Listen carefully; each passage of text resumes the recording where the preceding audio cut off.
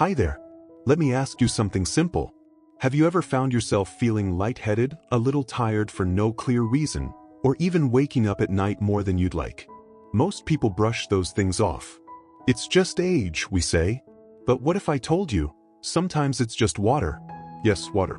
The one thing we've been told our whole lives is the healthiest, safest thing to put into our bodies. But here's the truth. As we age, even the way we drink water can either help us feel energized or quietly work against us. You see, our bodies change a lot after 60. What worked when we were 30 or 40 doesn't always serve us the same way anymore. Our kidneys don't function quite as efficiently, our sense of thirst fades, and our body handles fluids differently. That means something as simple as how, when, and even how much we drink water can affect our heart, our blood pressure, our sleep, our digestion, more than we often realize. So in this video, we're going to explore something that seems so basic, yet so overlooked: 6 water drinking habits that can actually be dangerous for seniors over 70. And most importantly, how to shift those habits gently so you can feel better, sleep better, and stay safer without any drastic changes. Let's begin with the first habit, and I want you to listen closely because this one surprises a lot of people. Drinking too much water all at once. Sounds strange, right? We've all heard we should drink more water. But chugging a full glass or two in one go, especially after forgetting to drink all day, isn't doing your body any favors. Here's why. When you flood your body with a large amount of water at once, especially on an empty stomach or late in the day, your kidneys suddenly have to work overtime. This puts unnecessary pressure on a system that, frankly, just isn't as strong as it used to be. And instead of keeping you hydrated, you may actually end up flushing out essential salts and electrolytes your body needs, causing dizziness, confusion, or even swelling. A better approach? Sip steadily throughout the day. Just a few sips every hour. Keep a small cup nearby and treat it like you'd treat a gentle stretch. You wouldn't sprint after sitting for hours, so don't flood your system after a dry spell. Give your body time to absorb and use the water you give it. Now, let's move on to something that's even more common. Drinking water right before bed. I know what you're thinking, but I get thirsty at night.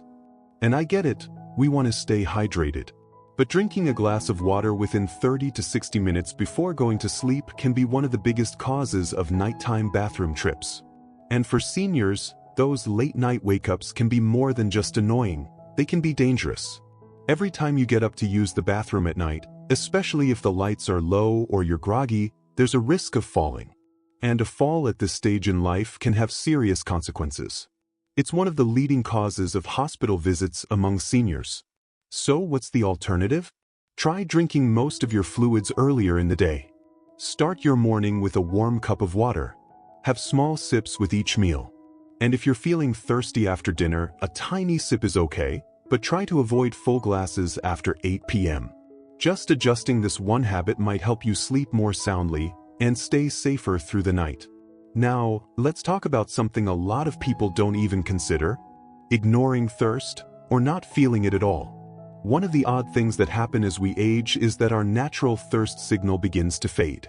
That little voice that used to say, "Hey, drink some water," it gets quieter. Some people don't even feel thirsty at all, even when they're already dehydrated.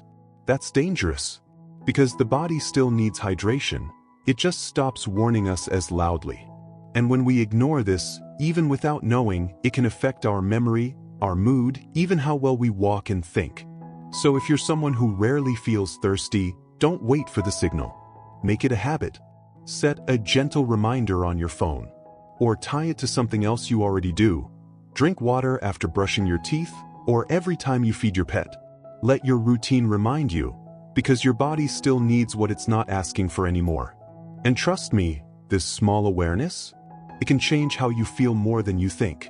We've talked about 3 habits already, and we're just getting started. The way we hydrate matters more than most people realize. These little patterns, once they become unconscious, can quietly chip away at our well-being. But just like they became habits in the first place, we can shift them back again. Gently. 1 cup, 1 sip at a time. So now that we've taken a closer look at how drinking too much water at once, drinking right before bed, and ignoring thirst can quietly affect our bodies, Let's continue peeling back the layers. Because sometimes, it's not just when or how much we drink, it's what we drink along with the water that tells the whole story. Let's talk about something that has become surprisingly common: adding the wrong things to water without thinking twice. Flavored water, electrolyte powders, squeezes that make the water taste like lemon, berries, or some fancy tropical fruit. Sounds harmless, even refreshing, right? But many of these additives, especially the ones sold in bright bottles or labeled as energy boosters or hydration enhancers, are loaded with artificial sweeteners, sodium, or even caffeine. And here's the problem. For someone in their 30s, that might just be a little pick-me-up. For someone over 70, it could mean raised blood pressure, irregular heart rhythms, or stomach issues that seem to come out of nowhere. I once spoke with a man, let's call him Bill, who started drinking hydration booster water every afternoon. He thought it was helping his energy, but instead he began feeling anxious and jittery. After looking closely at the label, we realized each little packet he added to his water had nearly 80 milligrams of caffeine. That's like a small cup of coffee, and he was drinking 3 of them a day. If you like a little flavor in your water, there's a simple and safe way. Try adding slices of real lemon, cucumber, or fresh mint. They add taste without tricks. Your heart will thank you. Now let's shift gears a bit and talk about a habit that feels helpful, but often does more harm than good. Drinking cold water first thing in the morning. Picture this. You wake up, stretch, and grab a cold glass of water from the fridge to wake yourself up. It feels refreshing, right? But here's the twist. Our bodies, especially after the age of 60, respond differently to cold.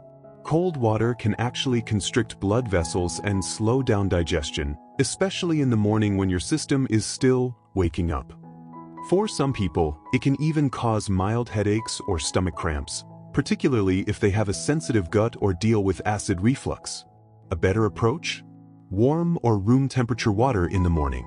It's gentler on your stomach, encourages natural digestion, and can even stimulate your metabolism in a calm, steady way. Think of it like easing into the day instead of jolting your system awake. One woman I know, Margaret, made this one small change. She switched her morning ice water for warm lemon water. Within a week, she noticed fewer stomach issues and more regular digestion. "I feel smoother inside," she said with a smile. Sometimes it really is that simple. Now, this next habit might be the sneakiest of them all. Treating coffee, tea, or juice like it's water. Let's be honest. Many of us don't always reach for plain water. We have a cup of tea here, maybe some juice at lunch, and a little coffee in the afternoon. It feels like we're staying hydrated, but we're not. You see, while those drinks do contain water, they often come with baggage. Caffeine in coffee and tea can act as a mild diuretic, meaning it pulls water out of your system. Sugars in juice spike your blood sugar, and processed drinks can confuse your body's hydration signals altogether. This doesn't mean you have to give up your morning tea or your favorite juice entirely. But it does mean we have to stop counting those beverages as water. They don't do the same job. It's like watering your garden with soda. There's moisture, sure, but it's not what the roots need. One gentle rule to remember is this. For every non-water drink you have, add a small cup of water right after. So if you enjoy a cup of coffee at breakfast, just follow it with a half glass of water. It's a little act of balance, and it can go a long way. These habits may seem small, even silly at first glance. But when you layer them, one on top of the other, they start to shape the way your body functions every day. Better hydration means steadier energy, fewer headaches, better sleep, smoother digestion, and most importantly, a greater sense of control over how you feel and how you age. I believe strongly that age should come with wisdom, not weakness. And sometimes, wisdom is simply noticing the little things we've overlooked. We're almost there. There are still a couple more habits I want to share, ones that can quietly make a difference in your daily comfort, your safety, and your sense of well-being. We've come quite a distance already, haven't we? It's amazing how something as simple as drinking water, something we've been doing all our lives, can still hold hidden traps as we age. And yet, understanding these subtle shifts is exactly what helps us stay vibrant, alert, and independent. Now, let's talk about two final water-related habits that are often misunderstood, but truly worth paying attention to. Relying on thirst as a signal, even when it's fading. One of the most common things I hear people say is, "I'm not really thirsty, so I don't need to drink much." Here's the thing. After the age of 60, sometimes even earlier, our body's thirst mechanism begins to dull. It's a quiet shift. You don't even notice it.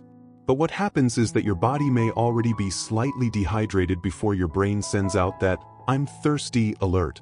This is especially important for seniors, because even mild dehydration can lead to fatigue, confusion, dizziness, and in some cases, falls. A small stumble on the kitchen floor becomes a trip to the hospital, all because the body was simply running a little too dry. I met a retired teacher once. Her name was Ellen, who shared her story at a senior center. One afternoon, she stood up too fast, felt lightheaded, and collapsed right in her living room. It wasn't anything major, thankfully, but after some tests, the doctors found out she was mildly dehydrated. Not dangerously so, just enough to throw off her balance. After that, she made it a habit to drink a small glass of water with every meal, and one between breakfast and lunch. Nothing dramatic, just enough to stay ahead of thirst. She told me later, "I never realized how quiet dehydration could be." It's not about forcing yourself to drink gallons, it's about creating small, regular rituals that keep you steady and strong. Now, we come to one final habit. It's one that often feels responsible, even smart. But sometimes, it's just a little too much of a good thing. Drinking too much water at the wrong time, especially around medication. Many older adults take daily medications, whether for blood pressure, diabetes, cholesterol, or pain. And of course, it's important to stay hydrated when taking medicine. But here's where things get tricky. Sometimes we drink a full glass, or even two, right before or right after taking pills, thinking it'll help it go down better, or flush the system. But depending on the medication, that sudden flood of water can dilute its effectiveness or even wash it through your body too quickly. There's also the risk of what doctors call water intoxication. Not common, but possible, especially when medications cause the body to retain water or lose sodium. This can lead to swelling, confusion, or irregular heartbeat, and it sneaks up without warning. A safer routine? Take your medication with a normal sip, just enough to swallow comfortably. Then, if needed, drink more a little later, not all at once. And of course, always check with your pharmacist or doctor about how much fluid is ideal around your medications. They can help you fine-tune the timing. And don't worry, this doesn't mean you need to obsess or track every ounce of water you drink. It's about being aware, not anxious. Because the goal isn't to make water another thing to stress about. The goal is to make it work for you, to support your body gently, every day. When we step back and look at all these habits together, a picture begins to form. Water isn't just a beverage. It's a tool, a partner in our well-being. And when we treat it with that kind of respect, it returns the favor. I want to remind you of something simple but powerful. Aging doesn't mean losing control. It means learning more about what helps you thrive and having the courage to adjust. You don't need to overhaul your life. You just need to notice. One small change at a time.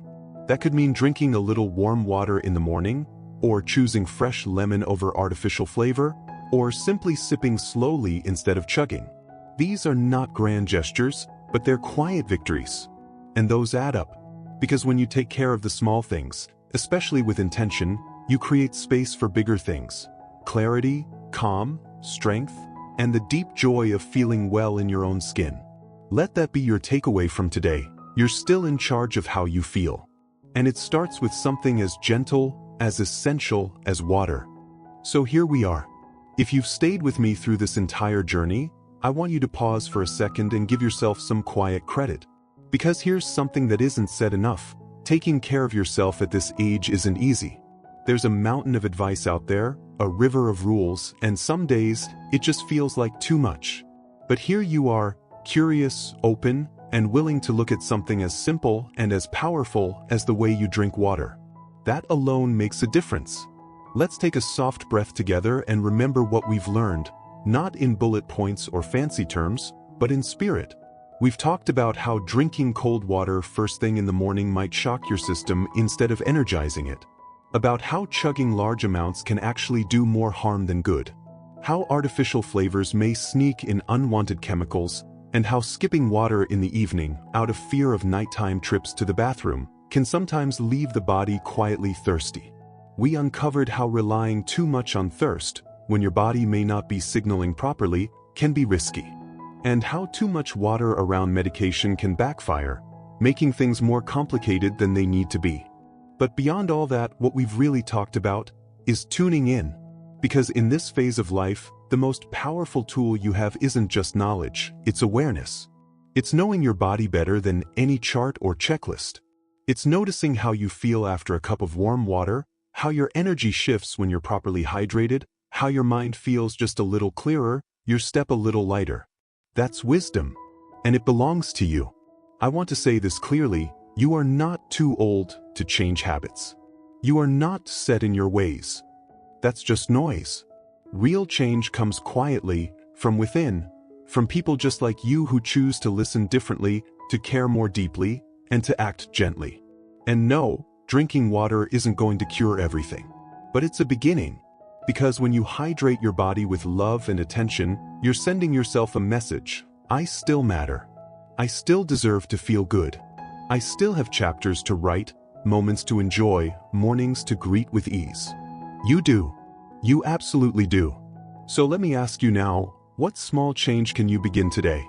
Maybe it's filling a small pitcher at night and setting it by your bed as a quiet reminder.